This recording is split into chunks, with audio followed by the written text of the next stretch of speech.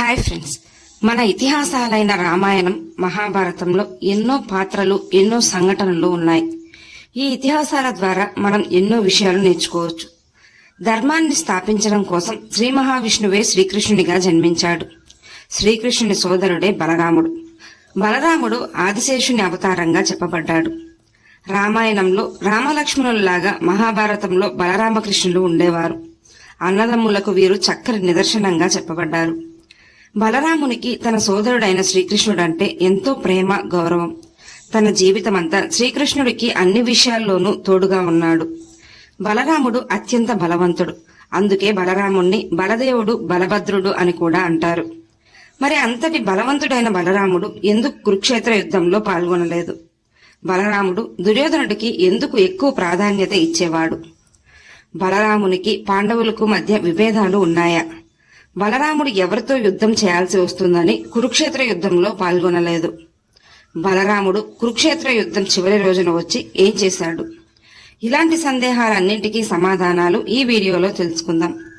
Video చూస్తున్న వారిలో ఎవరైనా శ్రీకృష్ణుని భక్తులు ఉన్నట్లయితే తప్పకుండా జై శ్రీకృష్ణ అని కామెంట్ చేయండి. అంతకంటే ముందు ఎవరైనా మన ఛానల్ ని ఫస్ట్ టైం చూస్తుంటే ప్లీజ్ సబ్స్క్రైబ్ చేసుకోండి.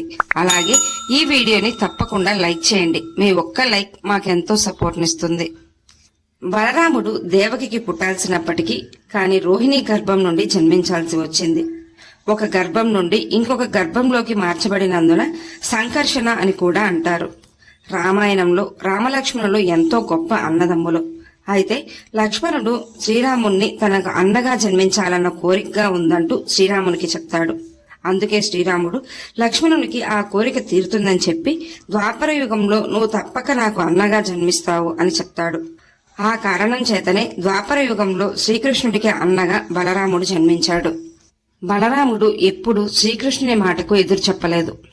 బలరాముడు అత్యంత బలవంతుడు. అలాగే బలరాముని ఆయుధాలు నాగలి, రోకలి. గదాయుద్ధంలో బలరాముణ్ణి మించిన వారే లేరు. బలరాముని వద్దే దుర్యోధనుడు, భీముడు గదాయుద్ధంలో ప్రావీణ్యం పొందారు. అప్పుడే దుర్యోధనుడు చేసే సాధన చూసి ఎంతో సంతోషించాడు బలరాముడు. గదాయుద్ధంలో బలరాముని ప్రియశిష్యుడు దుర్యోధనుడు. దుర్యోధనుడంటే బలరామునికి ఇష్టం. కాని దుర్యోధనుడు చేసే అధర్మాలను ఎప్పటికప్పుడు ఖండిస్తూనే ఉండేవాడు. అలాగే ఎన్నోసార్లు హెచ్చరించాడు. అయినా మనం మహాభారతం అంతా గమనించినట్లయితే దుర్యోధనుడు ఏనాడు ఎవరి మాటలను లెక్క చేయలేదు. అందుకే దుర్యోధనుడు వంశనాశనానికి కూడా కారణమయ్యాడు. బలరాముని భార్య రేవతి. అలాగే వీరికి వత్సల అనే కుమార్తె ఉంది. వత్సలనే శశిరేఖ అని కూడా చెప్తారు. దుర్యోధనుడి కుమారుడైన లక్ష్మణ కుమారను, అలాగే దుర్యోధనుని కుమార్తె అయిన లక్ష్మణను బలరాముని వద్దకు యుద్ధ విద్యలలో శిక్షణకై పంపుతాడు దుర్యోధనుడు. అలా దుర్యోధనుని కుమార్తె లక్ష్మణను చూసి శ్రీకృష్ణుని కుమారుడైన సాంబుడు ఇష్టపడ్డాడు. విద్య పూర్తి కాకుండానే సాంబుని అల్లరి తట్టుకోలేక ద్వారక వదిలి హస్తినకు వెళ్లిపోతుంది లక్ష్మణ. ఆ తర్వాత దుర్యోధనుడు లక్ష్మణకు స్వయంవరం ఏర్పాటు చేస్తాడు. విషయం తెలుసుకున్న సాంబుడు హస్తినకు వస్తాడు. సాంబుడు అత్యంత పరాక్రమవంతుడు. లక్ష్మణ స్వయంవరం జరుగుతున్న దగ్గరకు వెళ్లి లక్ష్మణను బలవంతంగా ఎత్తుకుని వచ్చి తన రథంపై ఎక్కించుకొని ద్వారక వైపు బయలుదేరతాడు. హస్తిన పెద్దలైన భీష్ముడు, ద్రోణాచార్యుడు, దుర్యోధనుడు, కర్ణుడు ఇంకా కౌరవ యోధులందరూ సాంబుణ్ణి వెంబడించారు. సాంబుడు ఒక్కడే అయినప్పటికీ అందరితో పోటాపోటీగా యుద్ధం చేసి ముందుకెళ్తుంటాడు. కాని కౌరవ యోధులందరూ కలిసి సాంబుడిని పట్టుకుని బందీని చేస్తారు. విషయం తెలుసుకున్న యాదవులు హస్తినపై యుద్ధానికి సిద్ధమవుతారు. కాని బలరాముడు వారందరినీ ఆపి నేనొక్కడిని వెళ్తానంటూ తన నాగలితో హస్తిన బయలుదేరతాడు. హస్తిన పొలిమేరకు చేరుకొని తాను వచ్చినట్లు, అలాగే సాంబుణ్ణి వదిలిపెట్టమని దుర్యోధనునికి కబురు పంపిస్తాడు బలరాముడు. అయినప్పటికీ దుర్యోధనుడు పట్టించుకోడు. గురువు వచ్చాడన్న మర్యాద కూడా లేకుండా ఎంతో అహంకారంగా ప్రవర్తిస్తాడు. బలరాముడు ఎంతో దయామయుడు. కాని కోపం వస్తే ఇక ప్రళయం సృష్టించగల యోధుడు. దుర్యోధనుడిపై ఎంతో ఆగ్రహం చెందిన బలరాముడు తన నాగలితో హస్తినను పెకలించడం మొదలు పెడతాడు. దాంతో హస్తినలోని పెద్ద పెద్ద భవనాలు సైతం పక్కకు వంగడం, భూకంపాలు వచ్చినంత పనవుతుంది. దాంతో భయపడిన దుర్యోధనుడు పరిగెత్తుకుంటూ వచ్చి బలరామునికి క్షమాపణ చెప్పి వేడుకుంటాడు.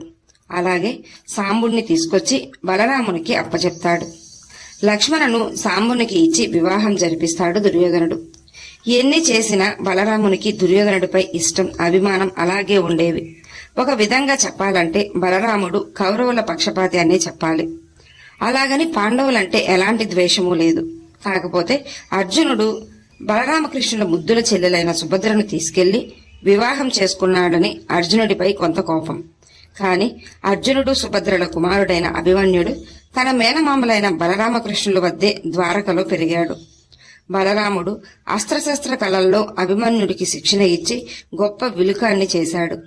బలరామునికి పాండవులంటే అయిష్టత లేకపోయినప్పటికీ కౌరవులంటే అభిమానం ఎక్కువ. బలరాముడు దుర్యోధనుడికి ఎన్నోసార్లు చెప్పి చూశాడు, అలాగే హెచ్చరించాడు కూడా. పాండవులకు ధర్మంగా రావాల్సిన రాజ్యం వారికి ఇచ్చేయమని, అలాగే బంధువుల మధ్య యుద్ధాలు జరగడం అంత మంచిది కాదని బలరాముడు హెచ్చరించాడు. గురువు మాటలను లెక్క చేయలేదు దుర్యోధనుడు. చివరకు కౌరవులకు పాండవులకు మధ్య కురుక్షేత్ర యుద్ధం జరిగింది.